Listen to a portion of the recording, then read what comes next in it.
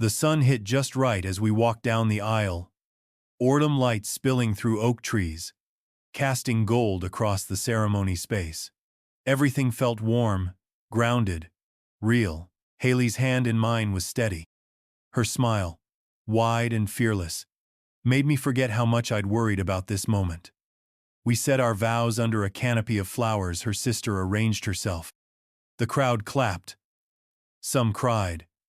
And even I cracked a smile when my voice caught on the word, forever. We had done it. For one perfect moment, I believed that maybe all the pieces of my life had led me here for a reason. Maybe this was the start of something unbreakable. The reception was buzzing, glasses clinking, music rising, laughter bouncing off the walls of the rustic hall we rented. People I hadn't seen in years danced in tight circles, plates overflowing with brisket and roasted squash. I spotted my mom near the head table, eyes already glossy from the champagne, her designer shawl slipping from one shoulder. I avoided her most of the night. We'd agreed she could attend but wouldn't speak. That had been the deal. But when the DJ announced it was time for toasts, and she stepped forward to take the mic, something in my gut turned to stone. She smiled, but it wasn't warm. It was the kind of smile that hides a blade. She raised her glass and looked at me like I was some stranger she owed nothing. "To my son," she said.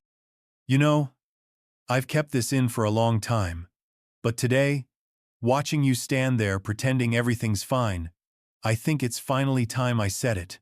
You were a mistake. I never wanted you." The room froze. Forks stopped midair. The band member behind the keyboard went completely still. My spine locked up, throat dry, hands gripping the edge of the table like it was the only thing keeping me upright. I didn't speak, didn't flinch. I just stared at her. For a second, I saw a flicker of triumph in her eyes. She thought she'd broken me, thought she'd humiliated me, on the biggest day of my life. But what she didn't know, what none of them knew, was that I had come prepared. I had known something like this was coming.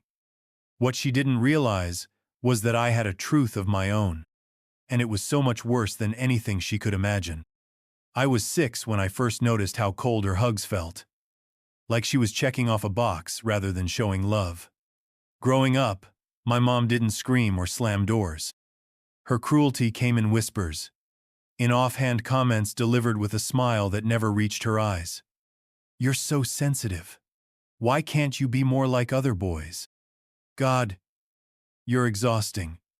I'd sit at the kitchen table with my cereal growing soggy, trying to make sense of why I felt like a guest in my own house. My dad wasn't violent. He wasn't even mean. He was just absent. A shell of a man who kept his head down and agreed with whatever she said. When she'd make a cutting remark about my weight, or roll her eyes when I showed her my art projects, he'd just clear his throat and stare at the floor. Complicity wrapped in silence. School was my only refuge. I'd stay late helping teachers clean up, volunteering for every after-school activity I could find, anything to delay going home. I learned early to mask my hurt with sarcasm, to stay quiet at family events, to pretend I didn't notice how she introduced me as a handful to anyone who'd listen. "He's just different," she'd say. I spent years wondering what I'd done wrong. Was I too loud? Too weird? Not smart enough? Not enough, period? She hated my birthday. Never remembered it without a calendar. Reminder. Never threw parties. One year, she gave me expired cologne. Another. A used wallet with someone else's initials burned into the leather. The message was always clear. I was an obligation, not a joy. When I got into college, she told me she was surprised they accepted someone with your grades. When I graduated, she skipped the ceremony because her book club had a retreat. Still, I kept giving her chances. I kept hoping she'd see me, that she'd apologize, change, soften with time, but she never did. And after tonight, I finally understood why. It wasn't about her not knowing how to love, it was about her never wanting to try. I was never her son, I was her mistake. And now, standing in front of everyone, she'd just confirmed it out loud. Fine. Then it was my turn. Haley reached for my hand under the table, her grip tight with panic. Around us, the reception buzz had vanished. The air felt thick, like everyone was holding the same breath. My Uncle Jim looked down into his wine. Cousin Rachel's mouth hung open mid-bite. The silence wasn't empty, it was charged, electric. And in the middle of it stood my mother, champagne glass in hand, smiling like she hadn't just gutted me in front of 100 people. I didn't flinch, didn't blink. I stared at her the way I used to stare at the ceiling fan in my childhood bedroom, trying to drown out the sound of her disappointment. My face didn't show it, but inside, something had finally snapped. I'd spent my whole life trying to earn her love. I let her diminish me, dismiss me, define me. I told myself that maybe on this one day, my wedding day, she'd set it aside. That she'd find some part of herself capable of pride, even if it was just for show. I'd been wrong. I stood up slowly, the legs of my chair scraping against the wood floor. Haley looked at me, eyes wide. Her parents across the table had gone stiff, unsure if this was a moment they were allowed to interfere in. I walked toward the mic without saying a word, every step heavy with something final. My mom tilted her head, amused. I knew that look. It was the same one she used when I came home crying from middle school because someone called me a freak. The same smirk she gave when she said, "You should toughen up. No one likes a boy who whines." That smirk had haunted me for years. Not today. I took the mic from her, gently, as if we were passing a plate at the dinner table. Her fingers lingered on it for a second too long, as though she still believed she had control. I looked out at the crowd, cleared my throat, and spoke. "Thanks, Mom. That was enlightening. Since we're all being honest tonight, I guess it's my turn." I heard a few nervous chuckles, someone whispering in the back. I didn't care. I wasn't going to yell. I wasn't going to cry. I was going to speak, carefully, clearly, and I was going to tell them everything she'd spent her life trying to bury. It started 3 months before the wedding. I was helping my Aunt Elaine clean out her garage when she handed me an old box marked M. Taylor. Personal. "Your mom left this here after Grandpa died," she said. "Probably junk. You want it?" I almost said no. But curiosity, that old enemy, got the better of me. Inside were photosim of me as a baby, most I'd never seen before.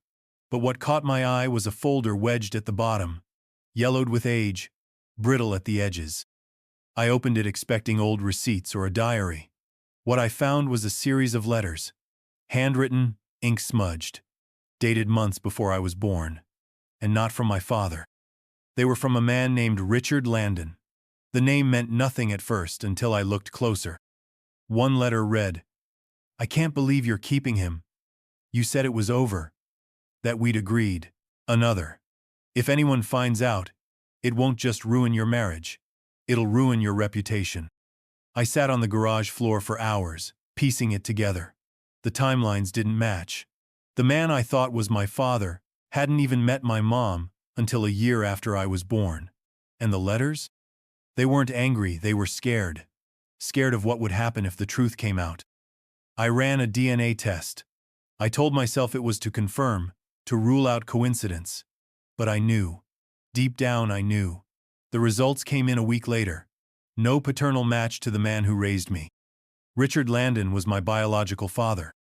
I confronted my mother once casually, carefully, testing her reaction. "Ever heard of Richard Landon?" She didn't even blink. "No one important," she said, turning back to her wine.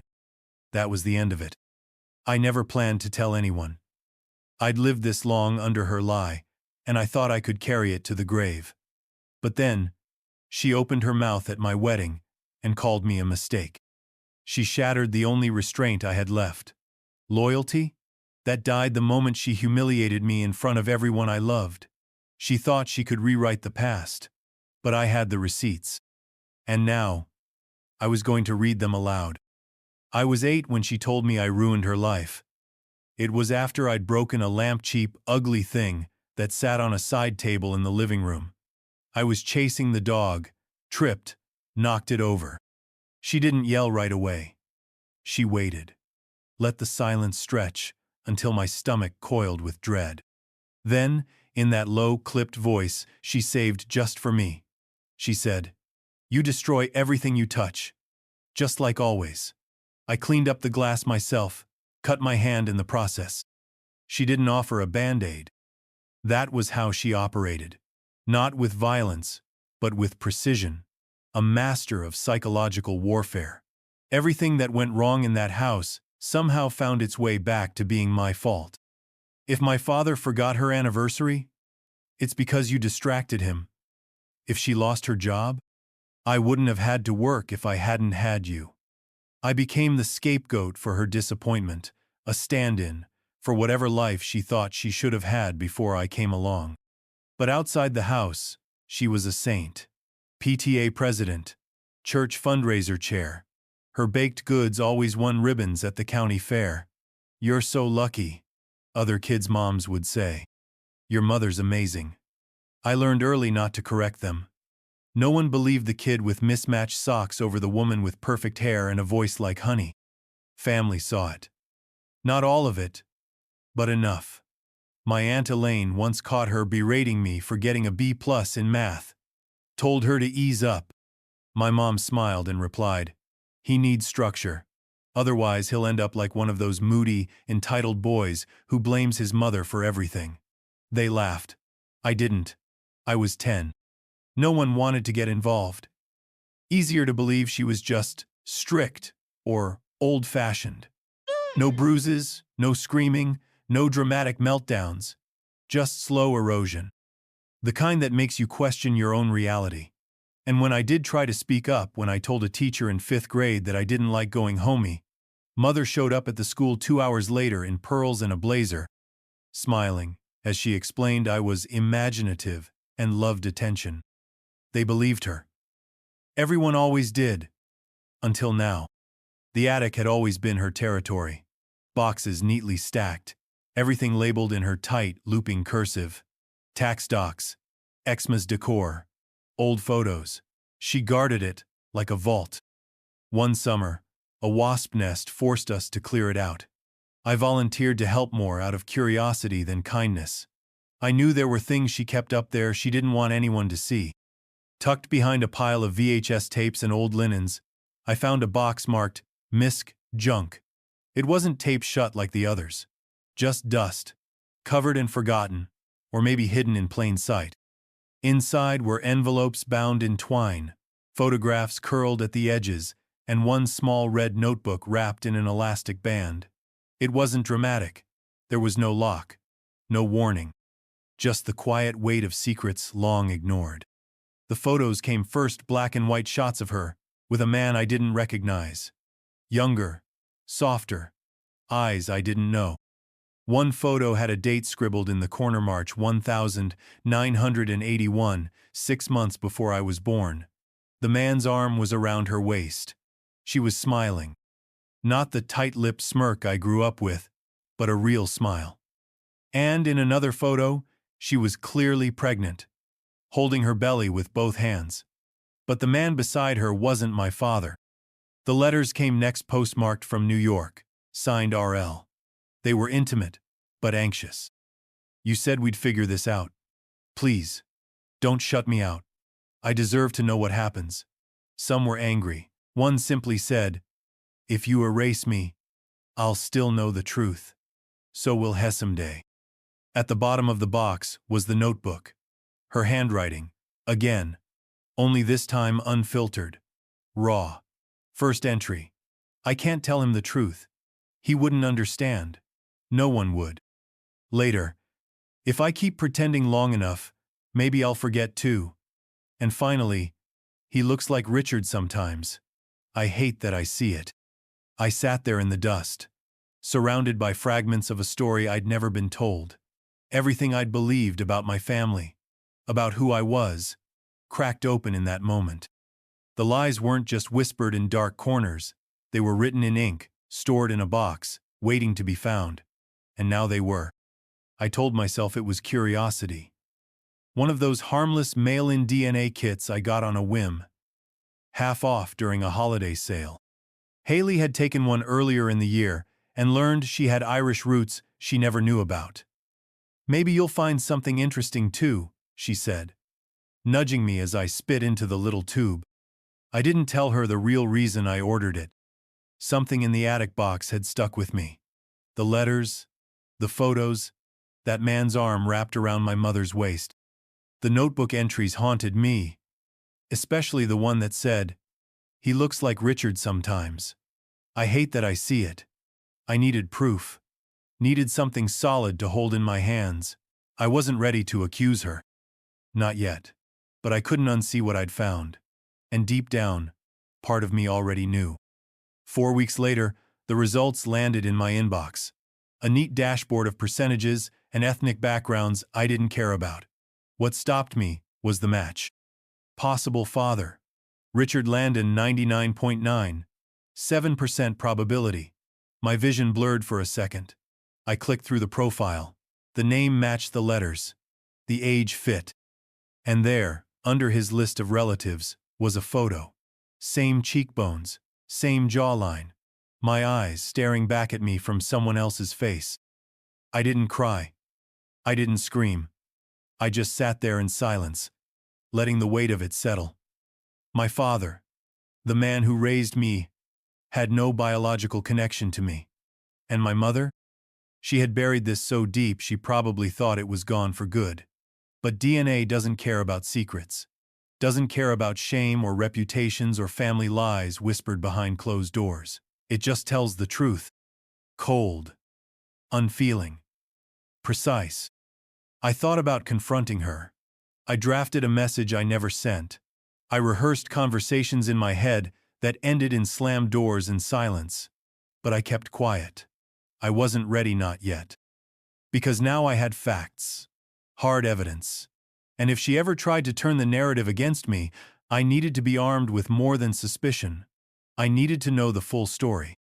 And something told me I hadn't seen the worst of it yet.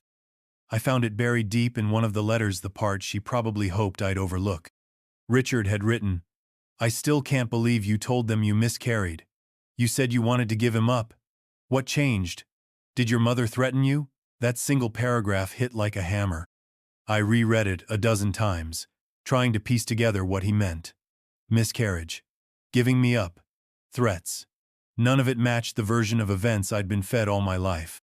According to my mother, I was a surprise baby. An early pregnancy in a new marriage. "We made it work," she used to say. "We had no choice." But now I understood just how far from the truth that was. From what I could gather, letters, notes, context, Clouisha'd been seeing Richard in secret during her engagement to the man I believed was my father. Things got serious. Too serious. She got pregnant, panicked, and tried to erase the mistake before it could surface. She lied to Richard, told him she'd lost the baby, told her fiancé the child was his. She even made an appointment at a private agency, one of those closed adoption places where no records follow the child. But someone in the family found out. Maybe her mother. Maybe Elaine. And suddenly, her carefully laid plan wasn't hers anymore. Appearances mattered in our family. Reputation was everything. A secret pregnancy? A child from an affair? That would have ended her socially. So instead of vanishing the baby, she vanished the truth. Married her fiancé in a hurry. Faked the timeline. Pinned the pregnancy on a husband desperate to keep the family name clean. From the outside, they looked like a young couple making it work. Inside, she resented me before I ever took my first breath. It wasn't just that she didn't want me. It was that she tried to make me disappear. And when that failed, she made me invisible, instead raising me like a burden, an error she could never fully erase. She spent my entire life convincing me I was unlovable. Now, I understood why. I wasn't the son she chose. I was the consequence she was forced to carry. And yet, in some twisted way, I'd always believed the problem was me. Until now. It wasn't just my mother's secret. That became painfully clear the more I dug. The letters hinted, but the confirmation came from Aunt Elaine a week after I got the DNA results. We were sitting on her porch, a pot of oversteeped tea between us, when I finally asked the question I'd been choking on for days. Did you know? She didn't deny it, didn't pretend not to understand. Just stared into her cup like she could read the past in the swirl of cheap black leaves. I helped raise you, you know, she said finally. When your mom, when she couldn't, when she wouldn't. I waited. She didn't speak to me for nearly a year after your birth. She was so angry. Not just about the baby, about everything. Her life hadn't turned out the way she wanted. Then you came along, and suddenly she had this responsibility she never asked for. Elaine sighed, not looking at me. Your grandmother made her keep you, said giving you up would bring shame on the family. So your mom stayed, and she hated every minute of it. My jaw tightened. Why didn't anyone tell me? Because we were trying to protect you. You were protecting her. She flinched, and for a moment I felt guilty, but not enough to take it back. Others had known too. My uncle once let slip that my baby photos came from Elaine's camera, not my mom's. A family friend once called me Elaine's shadow. Even my grandmother, in her final days, used to ask me if I was okay living with Mary. Not your mom, just Mary. They all knew her, at least suspected. And still, no one said a word. No one pulled me aside and said, "You're not crazy. You're not broken. She just didn't want you, and it's not your fault." Instead, they let me twist myself into knots trying to earn the love of a woman who saw me as a scar she couldn't hide. I used to think silence was peace. Now I know better. Silence is complicity, dressed in soft colors. And tonight, at this wedding, I was done playing the quiet one. The weight of it surprised me. Not the mic, but the stillness it created. You don't realize how loud weddings are until everyone stops moving. My hand was steady, but my pulse pounded so loud I could hear it behind my ribs. I looked at my mother still, standing near the head table, glass in hand, unfazed. She thought she'd delivered the final blow. But I was just getting started. "Thanks, Mom," I said into the mic, voice calm even. "Truly, I've always admired your timing." Nervous laughter rippled through the crowd. I scanned the room, faces pale, some looking at her, some looking at me, unsure who the real problem was. I used to think this day would be the one you'd finally show up for me, not just in a dress and a smile, but as a mother. I thought maybe, for once, you'd say something kind, something real. But instead, you decided to tell everyone I was a mistake. She didn't blink. I guess that makes this the perfect time to return the favor. Haley's hand flew to her mouth. Her father sat up straighter. Somewhere near the back, a wine glass clinked too loudly. I kept going. What most of you don't know, what I didn't know until recently, is that the man who raised me isn't my father. My biological father is someone my mother tried very hard to erase. She had an affair, got pregnant, told him I was gone, tried to give me up. The only reason I'm even here is because the family forced her to keep me for appearance's sake. She didn't want me. And she made sure I felt that every single day of my life. Gasps now. Audible. Someone whispered, "Is this real?" I nodded once, slowly. I didn't say anything before today because I didn't want to ruin anything. But she already did that herself. So let's stop pretending. My mom has spent years curating her image. Respected, admired, adored. But respect without truth is a house built on sand. And tonight, the tide came in. I set the mic down. Gently. No anger. No shouting. Just truth, undeniable and cold. And when I walked back to my seat, I didn't look at her again. I didn't have to. The damage was done. It didn't happen all at once. At first, people just sat in stunned silence. Like someone had pulled the power from the room and no one knew how to react. But then, I saw small shifts. A cousin's eyes narrowing toward my mother. My Aunt Elaine looking down at her lap, ashamed. Haley's brother whispered something to his wife, who mouthed, "Oh my God." The ripple began. There wasn't any yelling, no gasps of outrage.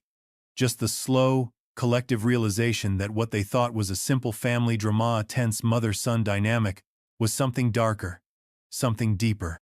People started reevaluating years of interactions, old remarks, the absence of warmth they'd always chalked up to her personality. Now they saw it for what it was: calculated cruelty, dressed as maternal pride. My mom stayed seated, lips tight, trying to maintain composure. She raised her glass again, but no one toasted with her. The band had stopped playing a while ago. The staff stood frozen behind the bar, unsure if this was part of the event or a slow-motion car crash. I watched as my mother's inner circle, her golf friends, the book club ladies, a couple church acquaintances, began edging away from her table. One of them stood and left quietly, her expression tight.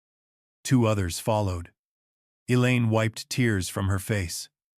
I didn't know if they were for me, or for the role she'd played in the cover-up. Maybe both.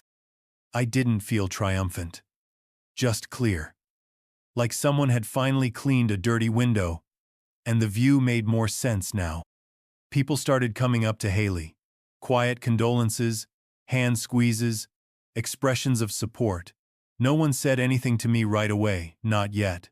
They were still digesting what they'd heard. But the space around my mother was emptying out. The silence she'd weaponized for years was finally turning on her. One man, DJ, leaned in and whispered, "Do you want me to keep the mic off?" I nodded. "Leave it off for her." From across the room, I watched her start to panic. It wasn't obvious, but her eyes flicked too fast, looking for someone to step in, someone to save her. No one moved. For the first time, she wasn't in control, and she knew it. She stood up, finally, and tried to laugh. Not a real laugh of those brittle, high-pitched things people do when they're cornered and hoping charm might still work. "Well," she said, gesturing around the room, "someone's been watching too many soap operas." No one laughed.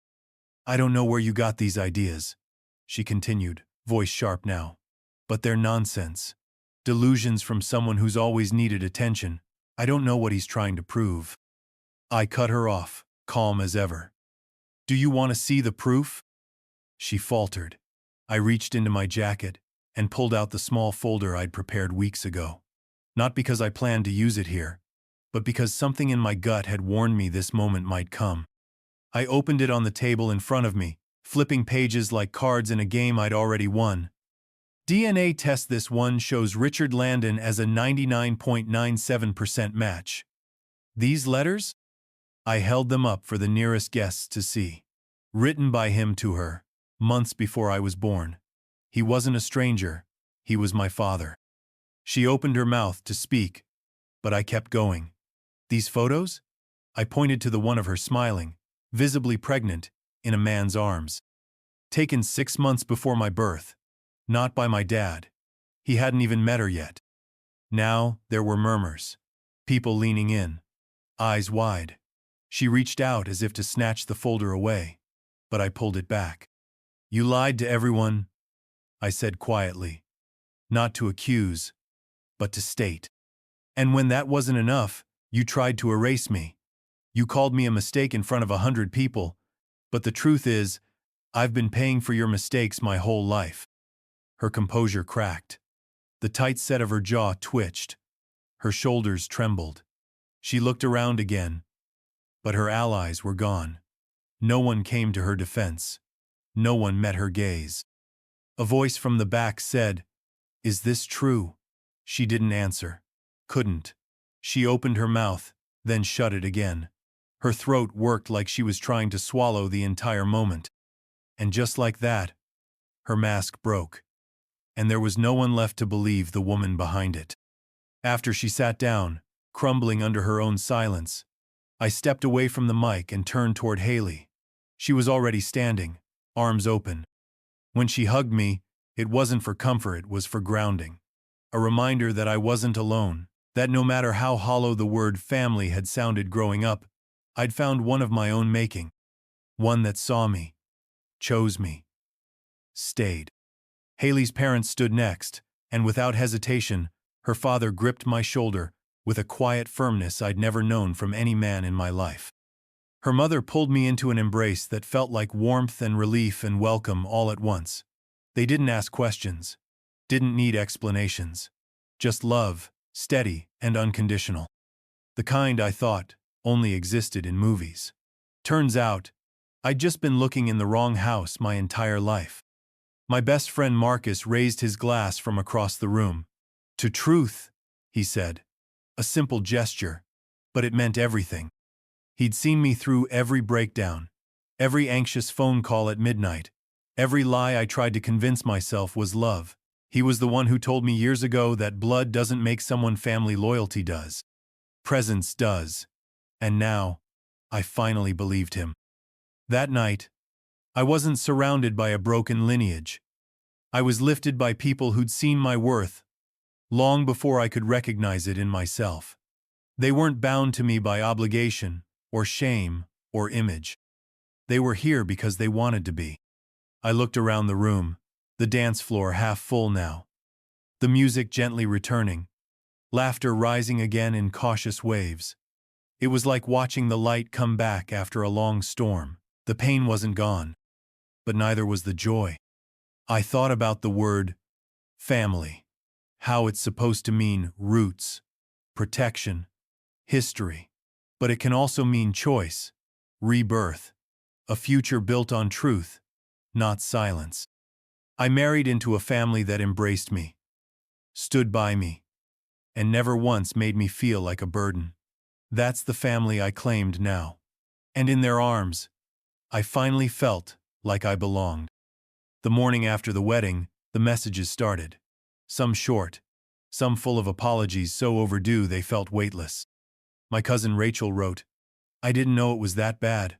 I'm sorry." My uncle sent a clipped text. "Wish someone had said something sooner." Elaine called and just cried for the first minute, then said, "I should have told you. I wanted to. I just was scared. I told her I understood. I didn't, but I said it anyway." Others stayed silent, or worse, picked sides. A few relatives sent curt emails, questioning why I'd aired private family matters in public. One aunt called Haley's mom and said I had ruined the evening. I didn't respond. I didn't need to. Their silence had always spoken loudest. My mother never apologized. She didn't call, didn't write, but I heard through Elaine that she left early the next morning, claiming she'd been blindsided, that I'd fabricated the whole thing for attention. That didn't surprise me. What did surprise me was how little it hurt. I used to break myself into pieces trying to earn a scrap of her affection. Now, I wouldn't accept it even if it was offered. The thing about telling the truth is that it doesn't just free you, it forces the people around you to face their own reflections. Some step closer. Others run. I stopped chasing the ones who ran. The first few days after the wedding were quiet in a way I'd never known. Not empty, just peaceful. Like the air had finally cleared after decades of smoke. Haley and I spent the week in a cabin outside Asheville, hiking trails that led nowhere, eating simple meals, holding hands for no reason. No tension. No waiting for the other shoe to drop. One night she asked, "Do you regret saying it?" I thought for a moment. "No," I said. "I regret needing to. Because I had. For years. And now that it was out, now that I'd spoken the words she spent her life trying to erase, I finally felt whole. Not because she accepted me, but because I accepted myself. And that was enough. That had to be. People still talk about it. Some with hushed awe, others with nervous laughter, like they witnessed something too raw to process in real time. That speech, they'll say, eyes wide. That moment. I've never seen anything like it. And they haven't. Not because it was dramatic, or public, or messy, but because it was honest. Brutally, unapologetically honest. In a world full of polite lies and quiet suffering, truth has a way of echoing louder than anything else. It wasn't the wedding I planned. Not by a mile. I imagined speeches filled with nostalgia and warmth, slow dances with tearful smiles, a send-off under fairy lights and laughter. Instead, I got a public unraveling. A wound split open under a chandelier. But here's the thing, I wouldn't change a second of it. Because that day, something ended. Not just a long illusion, not just a toxic bond. I ended the version of myself that still believed I was unworthy of love unless I earned it, performed for it, begged for it. I buried that boy who grew up tiptoeing around sharp words and cold stares, who blamed himself for a mother's emptiness. And in his place stood a man who had nothing left to hide. When I look back, what I remember most isn't her words. It's what came after. Haley's hand on mine. Marcus's toast. Elaine's tearful hug. The dancing, the music, the moment when the people who truly saw me surrounded us on the floor and lifted their glasses not to tradition, not to performance, but to truth, to love, chosen and earned. My wedding didn't go as planned. It went better. Because I didn't just marry Haley that day, I reclaimed my life. I spoke the truth I was never allowed to say. I faced the woman who made me feel small and showed her, in front of everyone, that I had grown too big for her shadow. I turned a day that could have broken me into a line in the sand. We left that night, not as a groom and bride escaping disaster, but as a husband and wife stepping into something real, honest, solid, free from pretense, free from shame, free. And in the quiet of that night, driving away under stars and silence, Haley leaned her head on my shoulder and whispered, "I've never been prouder of you." Neither had I. This story was intense, but this story on the right-hand side is even more insane.